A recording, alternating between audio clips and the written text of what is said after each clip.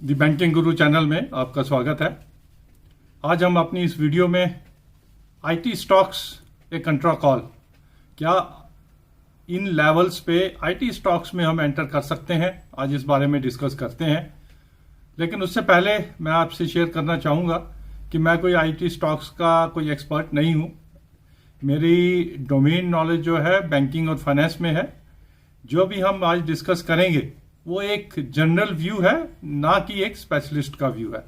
तो with that rider let us understand कि IT stocks vis the remaining share market कैसे behave कर रही है। पहले जो आज का इवेंट है, फेड ने 0.75% बढ़ा दिया है। साल तक ये रेट बढ़ाते रहेंगे। आरबीआई भी रेट 30 सितंबर को बढ़ा देगा। ये सब नोन फैक्टर्स हैं जो आज या कल में मार्केट में इनकॉर्पोरेट हो जाएंगे। मार्केट जितना टूटना है, जितना गिरना है, और एक स्टेबलाइज हो जाएगी। उसके बाद कुछ अननोन फैक्टर्स अगर होंगे तभी मार्केट वीक होगी, अदरवाइज ये इन्हीं लेवल्स पे स्टेबलाइज होनी चाहिए आज या कल में। अब कुछ फैक्ट्स एंड फिगर्स देखते हैं। 24 मार्च दैट इज द कोविड वाले दिन, 24 मार्च 20 निफ्टी जो था 7,500 के लेवल पे पहुंचा था और आज ये 17,600 पे पहुंचा हुआ है। तकरीबन 134% की रिटर्न निफ्टी ने दिया, निफ्टी 50। इसके विपरीत अगर टीसीएस का शेयर देखें, टाटा कंसल्टेंसी का 1700 रुपए का शेयर था ये 24 मार्च 20 को, आज ये 3,000 पे है, तकरीबन 76% का रिटर्न। अब निफ्टी जो है ये 52 वीक हाई पे चल रहा है और टीसीएस का शेयर 52 वीक लो पे चल रहा है। चाहे टीसीएस हो चाहे इंफोसिस हो, वो 52 वीक लो पे चल रहे हैं। अगर एक साल का सिनारियो लेके चलें, निफ्टी तकरीबन एट पार चल रहा है। पिछले एक साल में ऑलमोस्ट जीरो रिटर्न है, जिससे एक साल पहले जो लेवल था आज भी वही लेवल है। वेयरएज टीसीएस 21% डिस्काउंट पे चल रहा है। एक साल की रिटर्न जो है -21% है। इंफोसिस की -20% है। ये कुछ फिगर्स हैं। अब ये देखते हैं कि जो आईटी स्टॉक्स हैं ये लोअर क्यों परफॉर्म कर रहे हैं। सबसे पहला जो हमने अप्रैल में देखा था, एट्रिक्शन, काफी इंप्लॉइज छोड़ के जाते हैं। जनरली हर बार फर्स्ट क्वार्टर में ये ऐसा ही होता है। एम्प्लॉइज एक कंपनी छोड़ के दूसरे में जाते हैं, जहां उनको रिटर्न मिलती है, अच्छी सैलरी मिलती है, वहां शिफ्ट कर जाते हैं। तो ये चर्निंग जो है फर्स्ट क्वार्टर में होती है, बाकी 3 क्वार्टर्स में ये स्टेबलाइज हो जाता है। दूसरा कारण जो बताया जा रहा है, यूएस रिसेशन। अब जो यूएस का रिसेशन है, आज की डेट में सिर्फ हमारे पास जो फैक्ट है वो है हाई इन्फ्लेशन। उसकी वजह से ये प्रिज्यूम किया जा रहा है कि भाई जॉब लॉसेस होंगे, जीडीपी ग्रोथ में लोअर हो जाएगा और पता नहीं hell is going to fall on the US market. But all these are foreseen. ये अभी क्लियर नहीं है कितना इंपैक्ट आएगा भी नहीं आएगा, या कम आएगा या ज्यादा आएगा। ये जो यूएस रिसेशन की बात है ये अनफोरसीन है। इंपैक्ट तो आएगा लेकिन इतना ज्यादा आएगा कि सारे का सारा आईटी सेक्टर जो है हमें इस समय इतना लो दिख रहा है। क्या ऐसा होगा? मुझे नहीं लगता। देन बात की जा रही है बजट्स की कि भाई जब अगर यूएस में रिसेशन आ ही जाती है तो आईटी के लिए बजट्स, जो फर्दर डेवलपमेंट के लिए बजट्स होते हैं कंपनीज के, वो अवेलेबल फॉर सम टाइम नहीं होंगे। यस, आई एग्री कि अगर यूएस में रिसेशन आता है, क्योंकि यूएस जो है बिगेस्ट कस्टमर्स हैं हमारे आईटी सेक्टर के। आईटी में we are specifically talking about the IT software, क्योंकि आईटी बहुत बड़ी टर्म है। यस, फॉर सम क्वार्टर्स या for some years budgets further हो सकता है स्क्वीज हो जाएं। लेकिन क्या एग्जिस्टिंग कॉन्ट्रैक्ट्स उनमें भी स्क्वीज हो जाएगा? नहीं, ऐसा कुछ नहीं होगा। आईटी सेक्टर जो एग्जिस्टिंग उनके कॉन्ट्रैक्ट्स हैं उनको तो फुलफिल करेंगे ही। For example State Bank of India लेते हैं। टीसीएस का, स्टेट बैंक ऑफ इंडिया का जितना कोर बैंकिंग है वो टीसीएस मैनेज करता है। तो चाहे कुछ भी आए तो टीसीएस तो मैनेज करता ही रहेगा ना, एग्जिस्टिंग लेवल्स पे तो वो चलते ही रहेंगे। तो एग्जिस्टिंग बिजनेस को इंपैक्ट नहीं आएगा। बजट्स इंपैक्ट हो सकते हैं for a shorter period of time. आगे हम बात करेंगे कि ये शॉर्टर पीरियड में क्यों होंगे। देन बात हो रही है मार्जिन्स की। अब जैसे टीसीएस है, उसका मार्जिन 27% से कम हो गया, 25% हो गया। हो सकता है 1 या 2% अगले 1 या 2 साल में कम हो भी जाए, लेकिन 25%, 27%, 23% का मार्जिन कम है क्या? क्या उसकी वजह से 2 या 3% मार्जिन कम होने की वजह से शेयर जो है इतना डाउनग्रेड होना चाहिए या आईटी सेक्टर इतना डाउन चलना चाहिए? नहीं, मुझे नहीं लगता।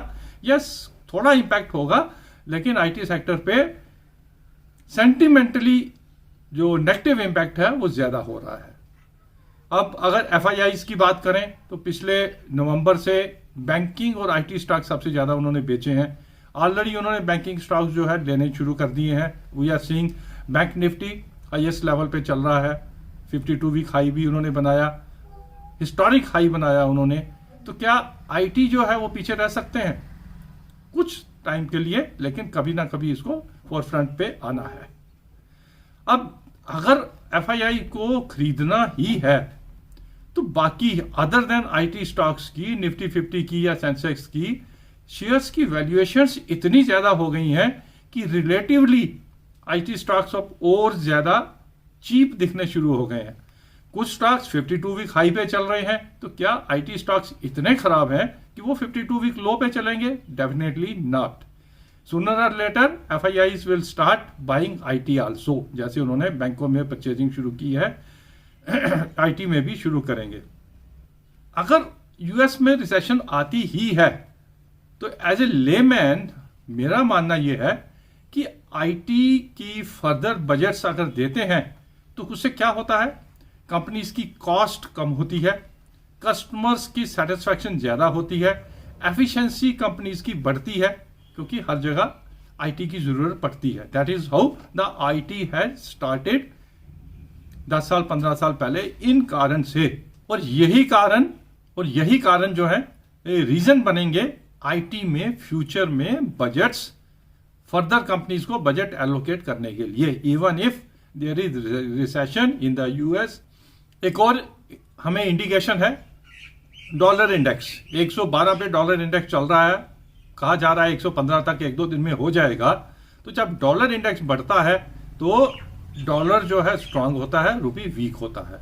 तो weakness of rupee and strong dollar जो है वो सभी एक्सपोर्टर्स के लिए बेनिफिशियल होता है। आज 80 रुपए का डॉलर है, कल अगर 82 का 83 का हो जाता है तो this will be beneficial for the IT stocks, तो वो भी इनकी फेवर में जाता है। इन सब के बाद जो सबसे बड़ा है कि फ्यूचर में वही कंपनीज रहेंगी या चलेंगी जो अपने आप को चेंज करेंगी। अब फ्यूचर में क्या हमें चाहिए? इनोवेशन चाहिए। अभी तक आईटी सेक्टर ने इनोवेशन दिखाई है, नया नया करके दिखाया है, और हमारे जो स्टार्टअप्स आ रहे हैं वो इस एरिया में डेफिनेटली इनोवेट कर रहे हैं। अब जैसे फ्यूचर में हम सोच रहे हैं रोबोट्स आएंगे, रोबोट्स के लिए सॉफ्टवेयर चाहिए चलाने के लिए, वो हमारे आईटी वाले देंगे। चिप्स को अगर कोई चीज रिप्लेस करेगी तो वो सॉफ्टवेयर रिप्लेस करेंगे, वो भी हमारी कंपनीज देंगी। आर्टिफिशियल इंटेलिजेंस को आगे बढ़ाने के लिए, चलाने के लिए सॉफ्टवेयर चाहिए। चाहे डाटा हो, ह्यूज अमाउंट ऑफ डाटा जो है उसको एनालाइज करने के लिए हमें सॉफ्टवेयर चाहिए। हर चीज के लिए हमें सॉफ्टवेयर चाहिए। अपनी लाइफ इजी बनाने के लिए सॉफ्टवेयर चाहिए, और वो सॉफ्टवेयर इंडियन आईटी कंपनी से बेटर कोई नहीं दे सकता। This is a scenario in which what I feel कि आईटी की अंडर परफॉर्मेंस सूनर और लेटर खत्म होगी। IT sector will also boom in another few quarters, जो स्टार्ट हो जाएगा आज कल परसों से, क्योंकि इसका बॉटम बन जाना चाहिए, शेयर मार्केट का बॉटम बन जाना चाहिए, side by side IT sector के स्टॉक्स का भी बॉटम बन जाना चाहिए।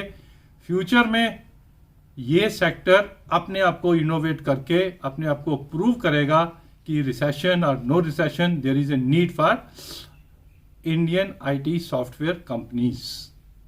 तो यह था हमारा एक as a general layman, common man analysis of the IT sector. Maybe there are some finer points which we might be missing because we are not the technical or we are not the expert in the IT sector. But अगर आपको ये analysis, ये discussion अच्छा लगा तो you can also take a call on the IT, but understand share market investment is subject to market risk. Understand the risk क्योंकि अब आज की डेट में रिस्क रिवार्ड जो है आईटी की फेवर में है। दैट मीन्स रिस्क कम है और रिवार्ड ज्यादा है, इसलिए हमें वेरी कॉस्टली शेयर्स पर ध्यान देने की बजाय उन शेयर्स पे, उन सेक्टर्स पे ध्यान देना है जो अंडर परफॉर्म कर रहे हैं। Share market is subject to market risk, understand the risk and then only invest. Thank you.